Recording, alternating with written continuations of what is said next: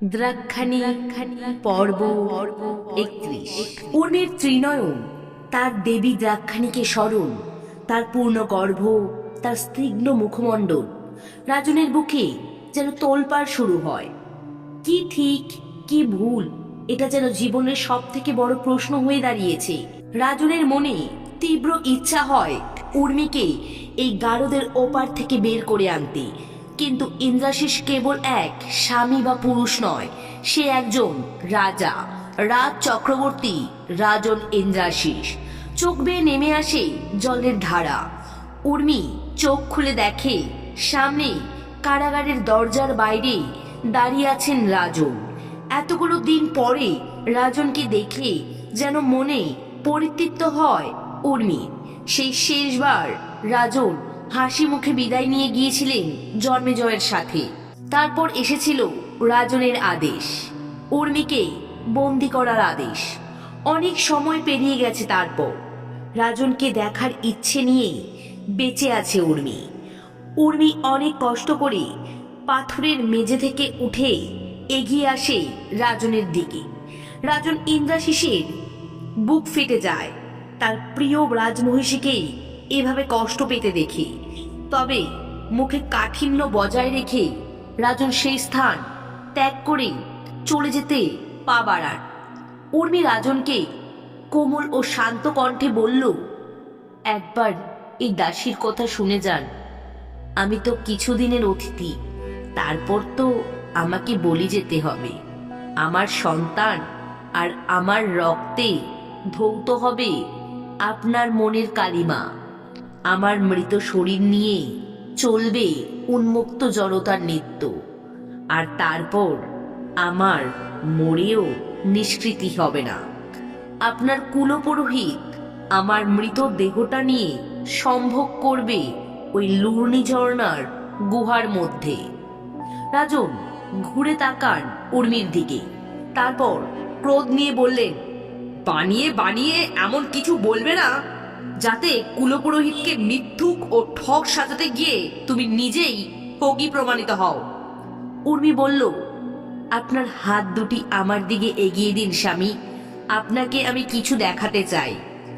রাজন কি ভেবে অনিচ্ছা সত্ত্বেও হাত দুটি কারাগারের ভিতরে ঢুকিয়ে দেয়। উর্মি নিজের স্ফীত উদরে হাত দুটি রাখে রাজনের। একটা হালকা আলোড়ন সৃষ্টি হয়ে যায়, সাথে সাথে রাজনের ভিতরে একটা তরঙ্গ খেলে যায়, মন অনাবিল আনন্দে ভরে যায়। উর্মি বলে, রাজপুত্র তার জনকের স্পর্শ চিনে নিয়েছে, অথচ তার জনক নিজের আজন্ম সন্তানকে এখনো চিনতে পারলেন না। রাজন বললেন, তুমি আর জন্মেজয় দুজনে মন্দিরের ওই গুপ্ত কক্ষে।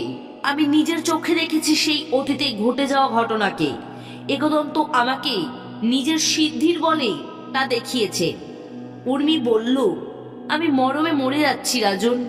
আপনি কি করে একদন্তর ছলে পা দিলেন? আপনি নিজেও সক্ষম এমন মায়া বিস্তার করতে। চেষ্টা করেই দেখুন একবার। আপনাকে যেটা একদন্ত দেখিয়েছেন, আপনি সামনাসামনি তেমন কিছু দেখেছেন কি? একদন্ত অতীতের নাম দিয়ে মায়া দেখিয়েছে আপনাকে।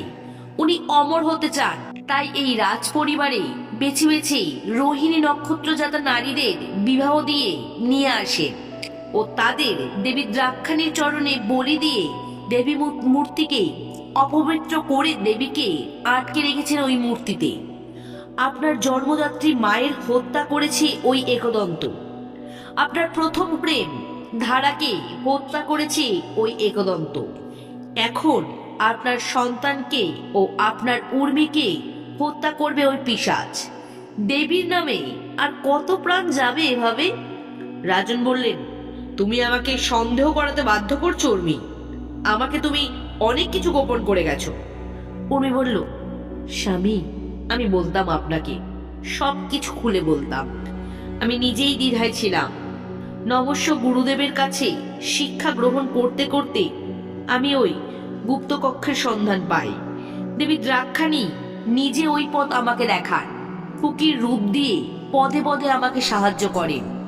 আমি একটি একটি পুঁথি অধ্যয়ন করে জানতে পারি কে এই দেবী দ্রাক্ষাণী, কি তার পুরাণ রহস্য, কি তার পূজা পদ্ধতি। আপনি বিশ্বাস করুন, আদি পরাশর শক্তি পরম বৈষ্ণবী। তিনি কোনো মাংস আহার করেন না, তিনি রক্তে কলুষিত হন। রাজন বলল, না না, সব মিথ্যা বলছো তুমি। জন্মেজয় আমাকে দেবী কেশির সাথে সম্পর্কের কথা লুকিয়ে গেছে, তুমিও অনেক কিছু লুকিয়ে গেছো, তোমরা মিথ্যাচার করেছো আমার সাথে। রাজন উর্মির কাছ থেকে দ্রুত সরে আসেন। উনি টলমল পায়ে পাথরের সিঁড়ি বেয়ে চলে যান রাজমহলের দিকে। উর্মির ভিতরের কষ্টের আগ্নেয়গিরির লাভা সঞ্চার হয়। দাঁতের দাঁত চেপে উর্মি সহ্য করে একলন্তর এই অনাচার। রাজনকে সে যেভাবে বশীভূত করে রেখেছে, তার ফল রাজন দেখেও দেখছেন না, তিনি শুনেও শুনছেন না। তবে এই অন্ধকার বেশি দিনের নয়। কৌশিকী অমাবস্যার কালো আকাশে ফুটে উঠবে দিব্যজ্যোতি। তখন ওই পিশাচকে কেউ রক্ষা করতে পারবে না। উর্মি কোনো সাধারণ মানবী নয়। এই পৃথিবীতে ঘোর অনাচারের বিরুদ্ধে রুখে দাঁড়াতে মনুষ্য জনিতে ফিরে এসেছে স্বয়ং কাল ভৈরব, রুরু ও 64 যোগিনী এক যোগিনী কপালিনী। উর্মি ও জন্মেজয় মানুষ হয়ে জন্ম নিলেও তাদের মধ্যে আছে পুঞ্জীভূত শক্তি। রাজনের ভিতরে ঢুকে থাকা একদন্তর কালো শক্তির প্রভাব শেষ হলেই এই দ্রাক্ষা সাম্রাজ্যতে উদীয়মান হবে রৌদ্রোজ্জ্বল প্রভাত। রাজন ফিরে আসে নিজের রাজকক্ষে, মন বড্ড অশান্ত। এতদিন পর উর্মিকে এই ছোট্ট সংকীর্ণ কারাগারে বন্দি দেখে খুশি হতে পারল কই। ভিতরে ভিতরে কষ্টর লাভার স্রোত রাজনকে পুড়িয়ে খাক করে দিচ্ছে। রাজন কি ভেবে সোজা চলে আসে দেবী দ্রাক্ষাণীর মন্দিরে, যাকে ঘিরে এই দুই দলের বিতর্ক। সেই যদি রাজনকে কোনো দিশা দেখাতে পারে, তার অমৃত জ্ঞান যদি রাজনকে পথ প্রদর্শন করে, তাহলে রাজন কোনোভাবেই ভুল পথে পা বাড়াবেন না। মন্দিরের বাইরে জ্বলছে মশাল, চারদিকে কেউ নেই। দেউড়ির কাছে কয়েকটি সেনা মোতায়েন আছে। রাজন শ্লথ গতিতে মন্দিরের কবাট খুলে ভিতরে ঢুকে আসে। ঘিয়ের প্রজ্বলিত দ্বীপের আলোয় উদ্ভাসিত দেবীর মুখমণ্ডল, যেন তিনি নিজেই অপেক্ষায় ছিলেন রাজন ইন্দ্রাশিসের। দেবী দ্রাক্ষাণীকেই এইবার রাজনকে পথ দেখাবে। কি হতে চলেছে জানতে হলে শুনতে হবে পরবর্তী পর্বগুলো। যারা এখনো সাবস্ক্রাইব করেননি তারা অবশ্যই সাবস্ক্রাইব করে দেন। গল্প পাঠ কেমন লাগলো কমেন্টে জানান। শুভরাত্রি।